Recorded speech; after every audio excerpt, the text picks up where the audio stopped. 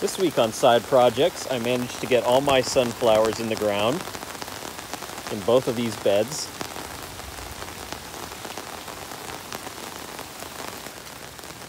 And here's more sunflowers. You can't see them yet because they haven't popped up yet, but there's 4 rows all through this.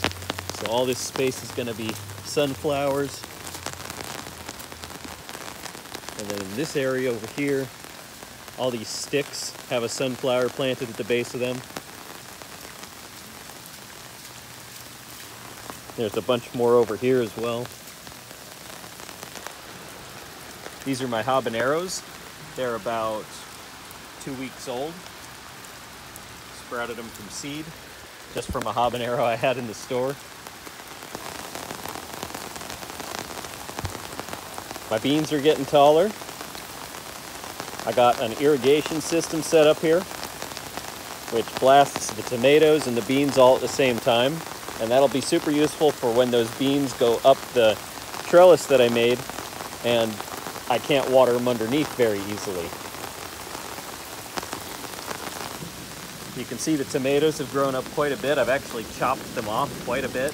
They create new tomato starts out of their little branches, like this one right here. That's a tomato start that needs to get cut off. And so I've got 2 big cups of tomato starts that I'm gonna have to reroot into their own homes.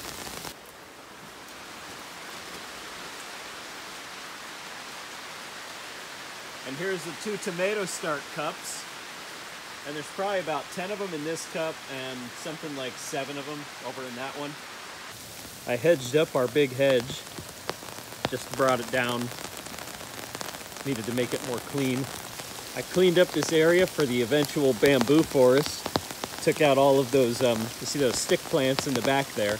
Those were in this whole area here as well. And here's the giant pile of sticks I pulled out. Got a little help with that one. My dad got some cattails recently. We trimmed them up and we're drying them out. He likes to use them to ward off mosquitoes. I don't know if it really works or not. Tied up the dragon fruit finally. Now it can grow upward again. You see my ladder here for the mulberries. For the mulberries, see those black mulberries right there? Those are ripe, ready to go. This thing produces probably, I don't know, a couple handfuls a day. Here I've got a passion fruit vine. Didn't realize that's what it was. I was tearing these things out and then somebody told me. I planted some flowers in a little patch here in my grove, and hopefully they get real nice and tall. They're little bulbs, so they'll take a little while to sprout. I made a little fairy garden out of some supplies I found. The tomatoes under the tomato tree are not growing nearly to the rate that the tomatoes out in the sun are, so that's good to note. They don't grow as well in the shade. Really, if I wanted to do a tomato tree, I should have put it under a tree like that one, which would give it a lot of sun exposure. In fact, trimming up these lower limbs might do that as well. The pumpkins I have not been watering. They've been getting occasional rain, but they've actually been pretty steady. They're not going to produce anything. The heat definitely hurts them. This isn't because something snapped, it's just from the heat and the humidity in this area. So they're just suffering, but you know, eventually I'll cut them and throw them into my compost, which has gotten very small.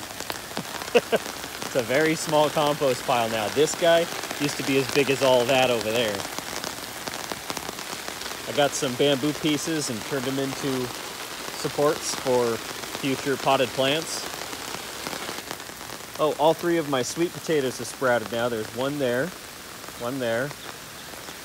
and a little tiny one right there. All the potatoes are doing well so far. Those will die later in the season. They don't handle summer here very well, but for now they're doing great. The banana trees are coming along steadily. I believe at the beginning of this season, I believe that banana tree was as small as this one. And this banana tree was only a little bit bigger than what that is now. And this one was as big as a thumb. So they're coming along just fine. My cowpeas are doing pretty well. These have been in the ground for I think 3 weeks now, maybe 4. Those have been in the ground for about 2 weeks. You can see I've got another irrigation system here. This one I buried underground and it's attached over there. It waters my cactus twice a day and all this stuff twice a day. And it runs underground right there. And then up to this spot right here.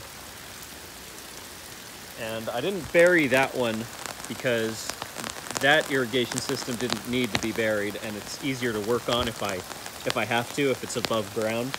There was no problem with that. This one, however, crosses my main path getting into the backyard, so I decided to go ahead and bury that one. I'm going to put another above ground system going over these sunflower beds back here so that they can make sure that they get consistent water. I also put these little logs around the yard to help with hose management. I just felt like once the sunflowers are up, I don't want to be knocking into them with the hose, because I'm planning on putting some peanuts in this zone here for the summer in little patches. Mostly for the squirrels, actually. I'm not really worried about collecting those. And then I've got this whole thing filled with peanuts now that I hope produce a nice crop for me. Here's another one of my posts to keep me from hitting. This one's actually just to keep me from hitting this one little cactus right there that my dad really likes. You can see here I've got more cowpeas growing in pots. I've separated these out so that I can sell them better into $15, $10, and $5 piles so that people can just come on and buy them. I'm thinking that I'm going to have a sale every weekend, a couple hours on a Saturday kind of thing, for people to come by and basically pick through my nursery. So far I've got these cactuses and those cowpeas, but I've also got a lot of ferns, tomatoes, and habaneros that I'll be able to sell. Cactus garden's doing well. I found out that I'm supposed to be watering these guys twice a day, so I installed a sprinkler system up here as well. And I'm supposed to be fertilizing them regularly, so I'm working on that right now. I attempted to repair this faucet because I need it for irrigation purposes for now, to attach to that garden over there. And it didn't quite work out with the methods I was using. I tried filling it with silicone caulking, and that was a mistake. It doesn't really work out. So I just found the gaskets at Home Depot and I bought them. It's $3, and I'll be replacing that pretty soon. As you can see, a lot of this bamboo that's been laying out without water on it, without soaking up water constantly, has become tan. It's lost most of its natural green color, you know, unlike the stuff that I planted in pots over here. And so as you can see, these bamboo, which have been in the shade and getting watered regularly, have not tanned. They have not lost their color at all.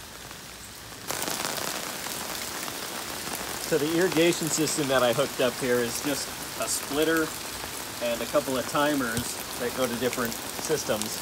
And this is just a really simple system setup. And then I've got my main hose here, which just has a little toggle there. It goes right or left, and that turns it on or off. And this faucet doesn't leak at all, so I just leave it on all the time. Eventually I'll end up moving this timer system over here to a transfer pump that's going to pull water out of these guys much quicker, because the drip system that these little nozzles have is terrible. So I'm going to have to replace that with a 1/4 turn ball valve in the end, but that's still not going to add enough pressure. Even with this height, it's really only about 0.43 psi per foot above where you're watering from. And, you know, so that's like 2 feet, maybe 3. So that's giving me a couple psi, whereas the faucet has something like 40 to 60 psi. So it's not really usable at this stage, but if I get a transfer pump on there, it'll work out great.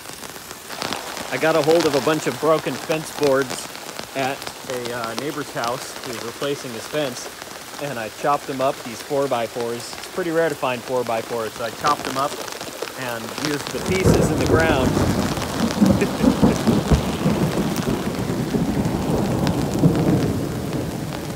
I used the pieces in the ground here for my little fence posts, but then I've got some longer pieces there to build things with, and those pieces that I cut up over there are going to be used in my dragon fruit trellises when I go to make those. And this fence board went to fill a gap in our fence back here. This is a neighbor's fence, but I'd still prefer the privacy, so I went ahead and tacked it on in there.